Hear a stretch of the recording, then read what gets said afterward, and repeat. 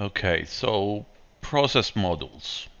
We'll go over a brief overview on all the models here. Um, we've gone over this already. This is the input channel, of course, and after that we have the expander model. In order to open the actual process model, you need to click on the on/off button over here.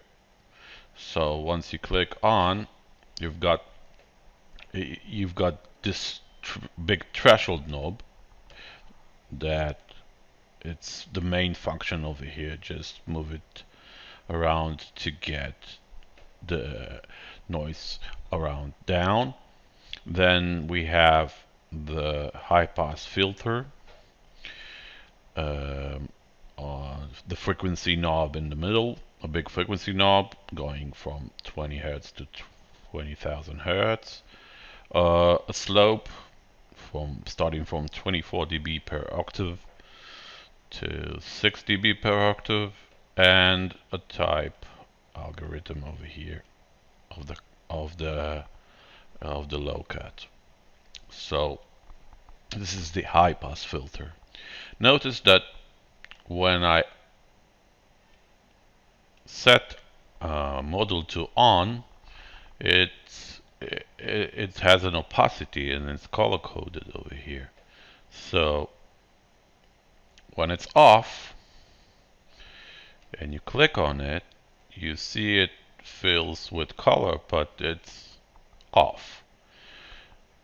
To differentiate if it's on or off, usually you have an opacity on the color. So now I'm turning it on and I have a color on the HBF. Next model will be the AFS. AFS stands for auto feedback suppression. In here, most of the we have this on 4 channels. It's auto feedback suppression, especially for mics. You can connect 4 mics.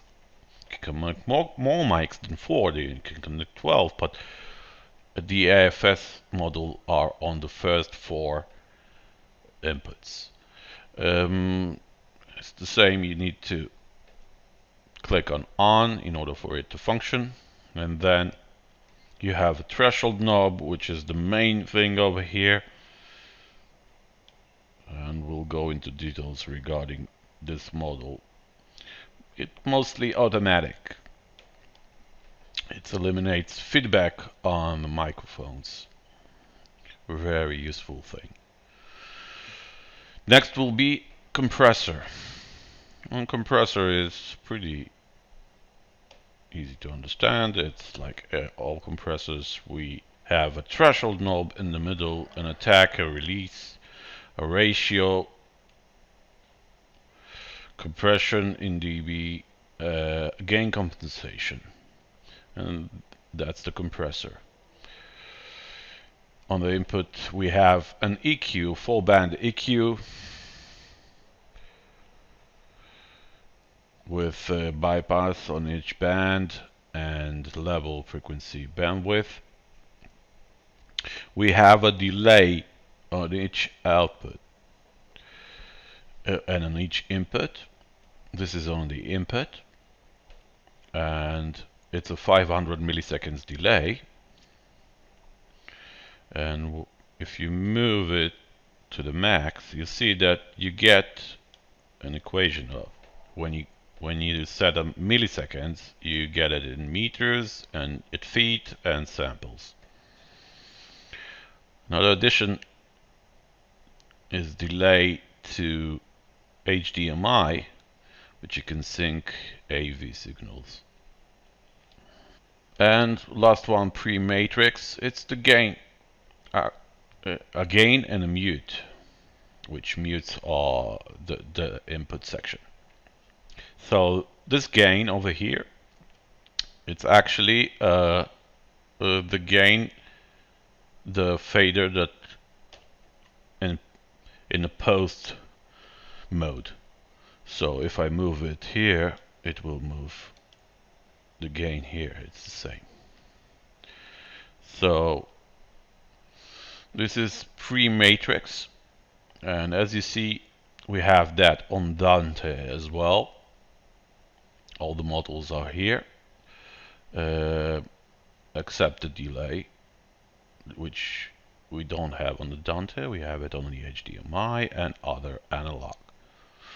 We have volume gain on each on the HDMI as well, and the SPDIF, and on the Dante we have all the models except delay and AFS. Now, post matrix, there's another delay with 500 milliseconds max, and then we have an high pass filter again, same as the one here. We have another EQ, which now it's 8 bands EQ, a low pass filter, and last but not least, a limiter, a peak limiter, in order to set it and forget. So this is the process and gain staging of each channel over here.